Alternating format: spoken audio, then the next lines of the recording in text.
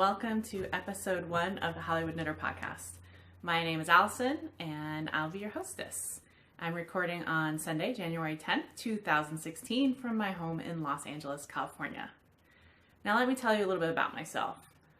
I was the previous host of the Hollywood Knitter audiocast. I had that for 4 years and did approximately 70 episodes and ended it this past September because I was feeling a little not as inspired, and it took a lot of time. But what I found in the months since then is that I really miss talking about my knitting, and so I was trying to find a way where I could do that but not be the same format. So I thought I would try video with the idea that these would be kind of quick and dirty, unedited, minimal, kind of just me talking about my knitting, what's going on, and my way to communicate.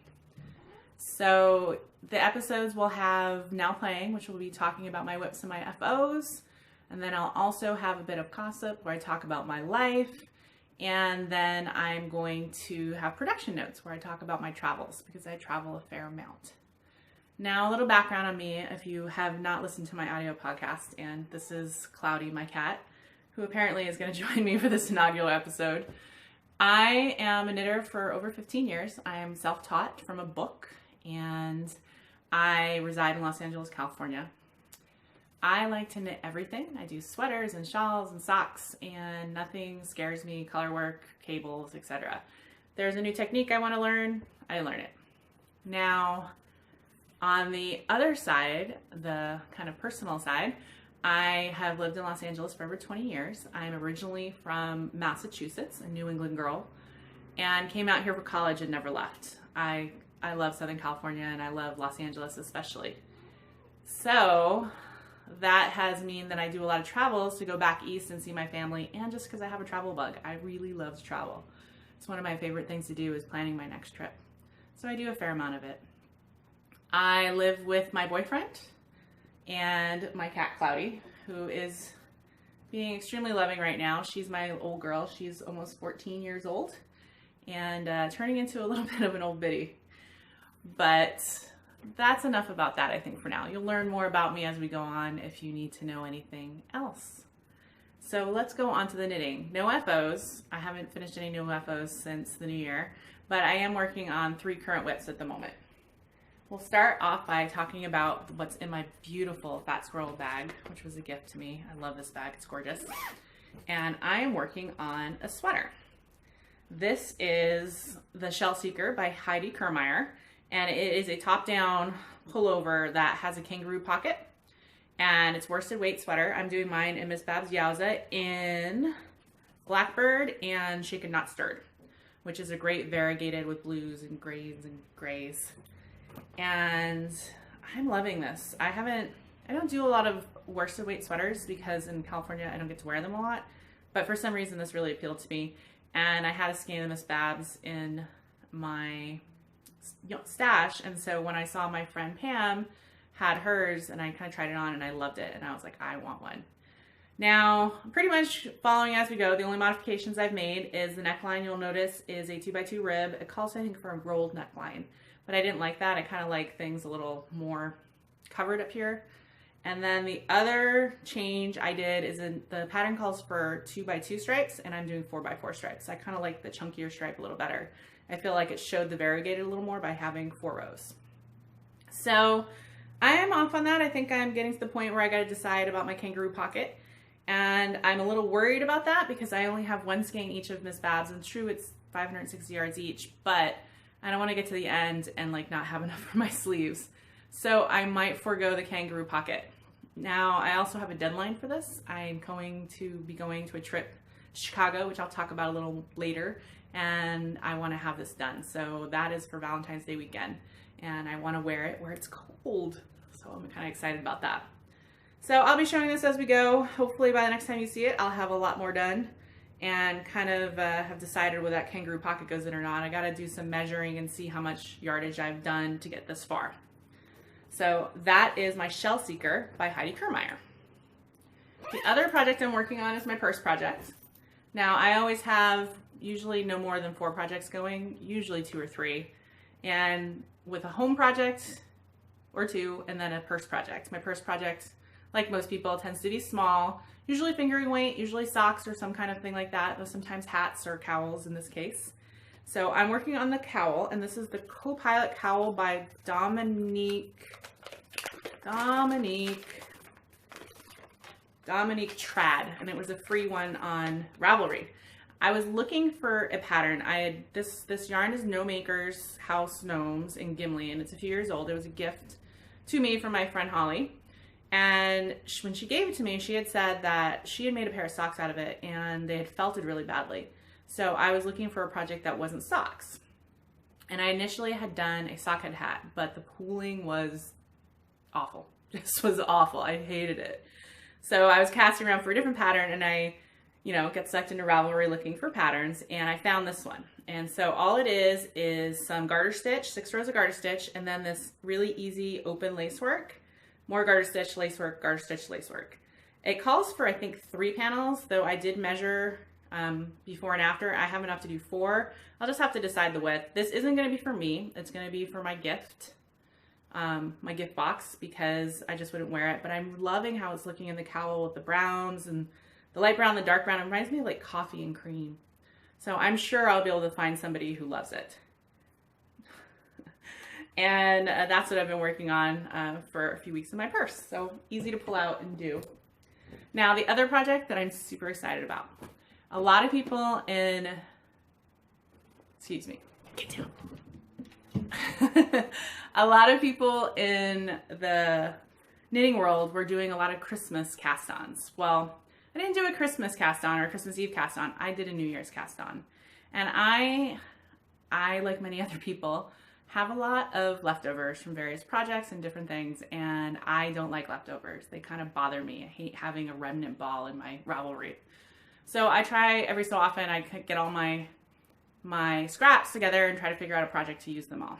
Now, I have done a few different things, but I recently, all of the pictures on Instagram and everyone of the Cozy Memories blankets and the Hexie Puffs, and I really wanted to do a fingering weight blanket because I do a fair amount of fingering projects, so I have a lot of balls hanging around of extras.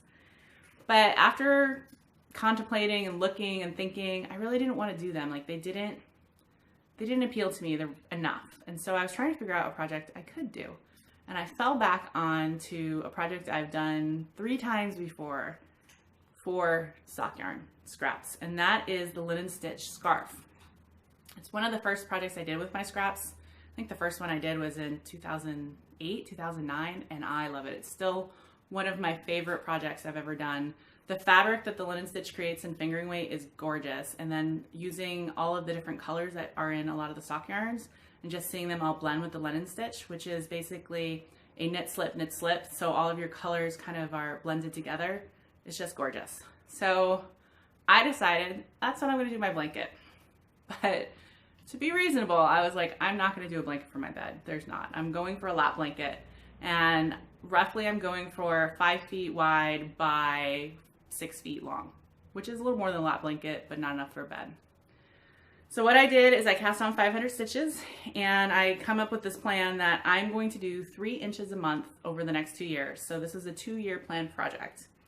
And because I'm a little obsessive, how I'm going to work it is basically I'm going to work, and then as soon as I get to 3 inches, I put it down and I work on my other projects, because it is kind of addicting and it's easy to fall into it, and I don't want to neglect other projects.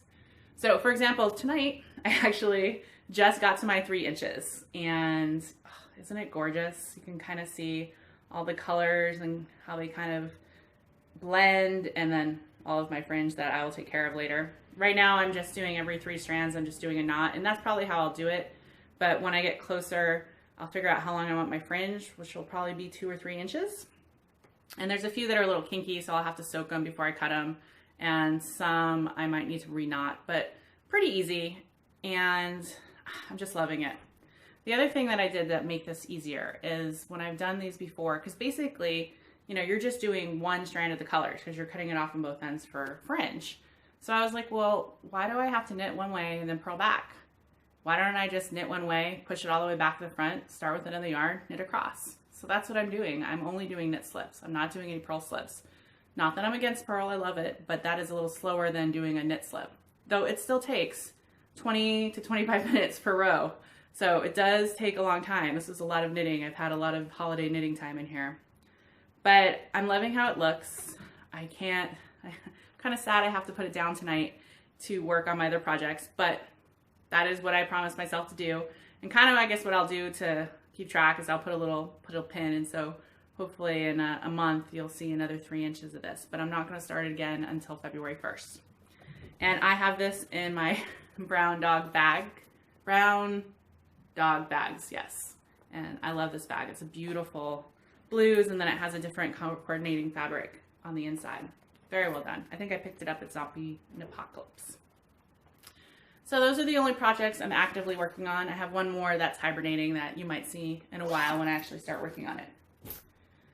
So next, because this is my first episode and also the first episode that is very close after the new year, I thought I would go over my 2015 knitting, kind of what I accomplished, and my goals for 2016. That will give you an idea of the kind of knitter I am and how prolific I am.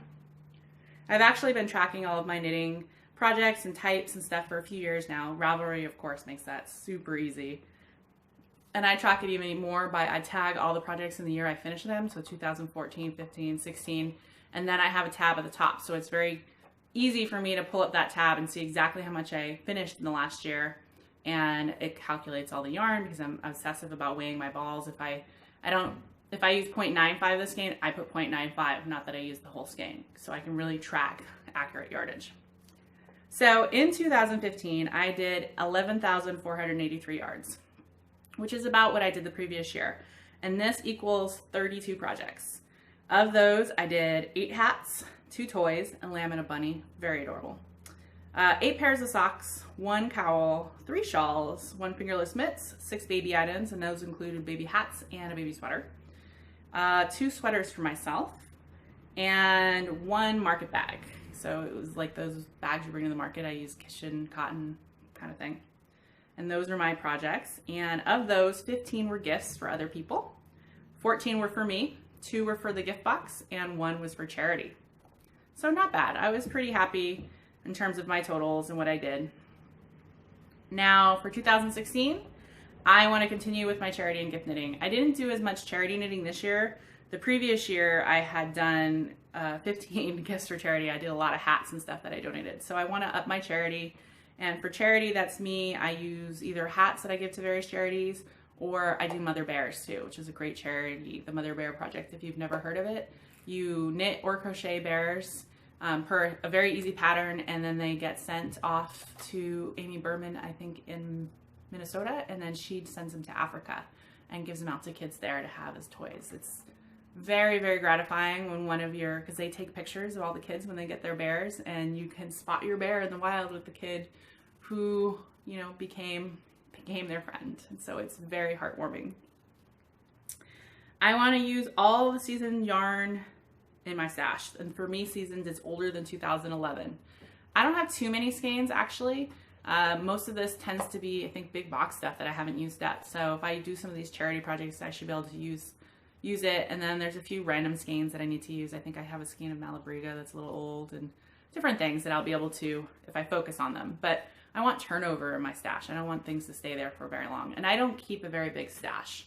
I have, you know, 2 bins and a cubby hole. I think I have like 75 to 80 skeins, and I really want to get down even more. Like I used to buy, like a lot of people, without projects in mind, and now I'm kind of switched my buying, and with the exception of sock yarn, of buying for sweaters or specific projects so that I will have the right project, and then wanting to do it very shortly after I buy it.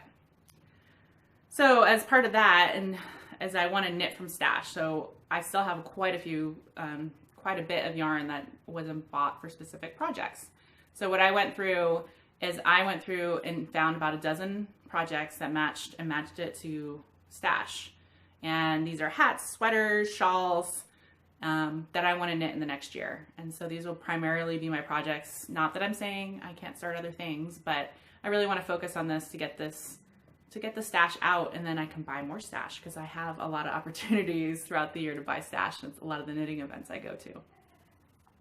So I'm really excited about that, and you'll hopefully see some of those on the needles, and I'll talk a little bit about them as I go, maybe where I got the yarn and what was the idea behind it. And that's kind of my 2016 goals. Pretty easy. Knit from stash, knit more charity projects, and use up my old stash and use up my scraps. Easy peasy. Next, I want to talk, no really bit of gossip. I feel like, you know, my little intro in the beginning was my bit of gossip. You get to learn about me. But I do want to talk about some of my upcoming travels, because I do a fair bit of travel. I know I've already said that, but the travel bug has bitten me bad. So it is one of the things I love to do throughout the year, and I get most of my pleasure, not most of it, but almost as much pleasure as the travel in the planning of the travel. I love planning travel. So just say in the next few weeks, because I was looking at this and I was like, wow, I'm traveling a lot. Next weekend, I'm going to Yuma, Arizona. My boyfriend has to go down there for 2 weeks at a time, every 2 months or so for work. And so if I can, I go down for a weekend and join him and kind of hang out in the hotel room one night, and then we kind of hang out. He doesn't like to drive back and forth versus I don't mind. It's a 4-hour drive, and if I have the time and it works in my schedule. So I think this is my 4th time going down to Yuma. And there's some good food, kind of check out. I think this time we might head over to Mexico, because that's where he actually is working. So he crosses the border back and forth every day. But I haven't been to Mexico in a very long time. So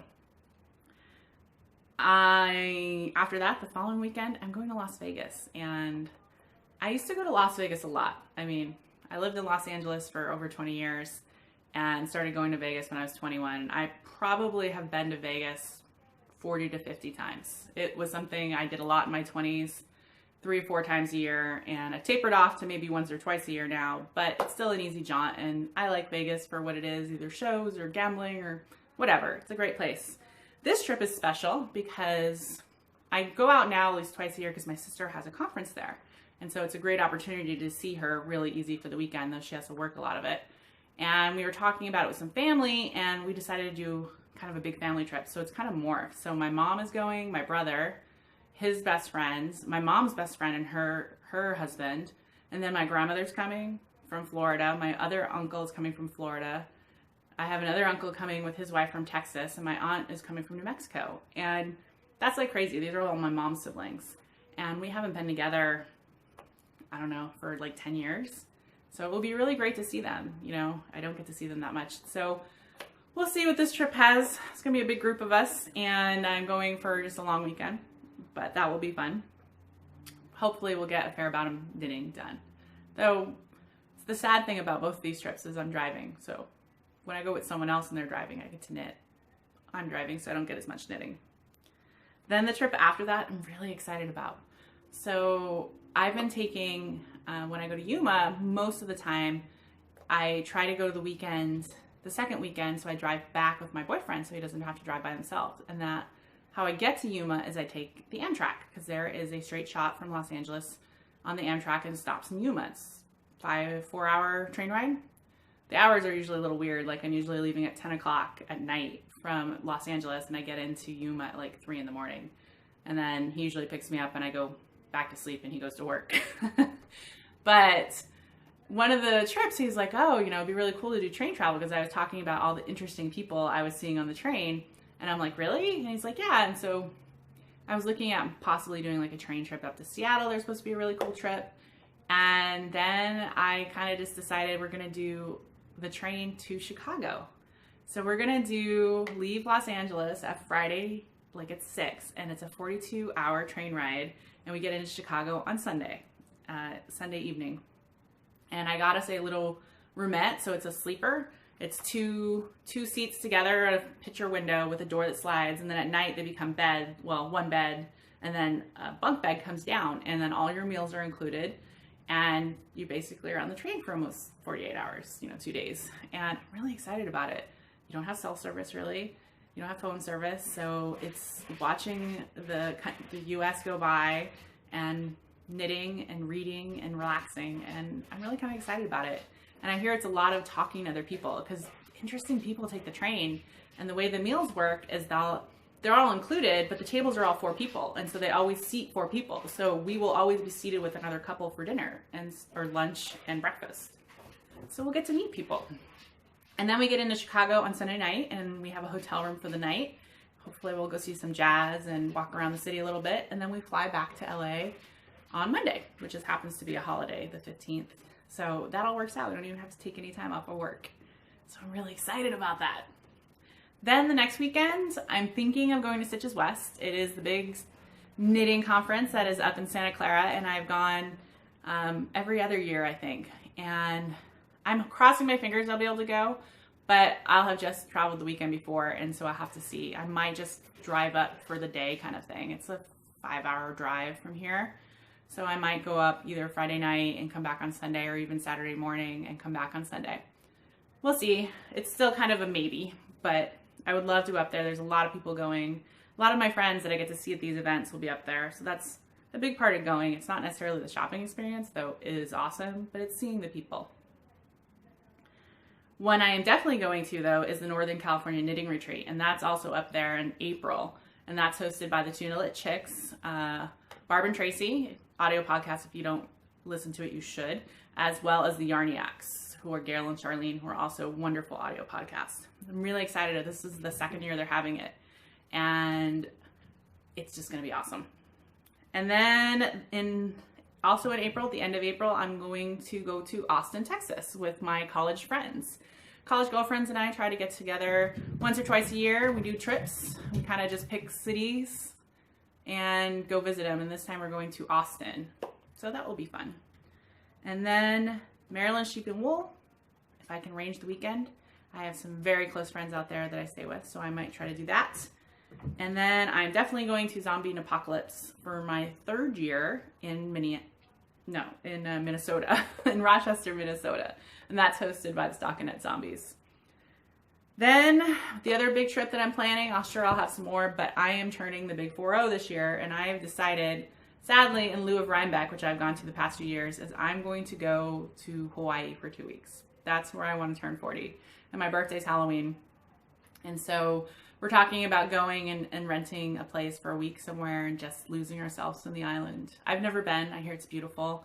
We haven't definitely done our plans yet because we're still going out. It's going to be me and my boyfriend, though my sister has said, why can't I go? So she may join us for some of it. And those are the kind of the plans I have so far. So as I come back, I'll share my shenanigan stories and kind of what happened, if I had anything interesting happen, and tell you about any interesting people I've met. So that's kind of all I have for my first episode. Thank you guys for sitting through this. I'm sure I will get better. It's a new media, new technology, and this actually is my third time recording. There's a bit of a learning curve, and hopefully this will be able to get up smoothly, fingers crossed. And I'm planning on putting these out roughly twice a month. They will always hopefully be, aiming for 20 to 30 minutes each one. And I hope everyone enjoyed my first one. If you want to find me, I'm Allison1031 on Ravelry, Instagram are my two main things. And you can come join the Hollywood Knitter group. It's the previous one for my audio podcast. I'm just going to keep it the same. If you are friends coming back to see me, hopefully you like seeing me in person and not just hearing my voice. And for everybody else, thank you so much for taking the time to listen. I'm going to leave you with That's a Wrap from Hollywood, where fantasy meets fiber and dreams are knit. Bye, everybody.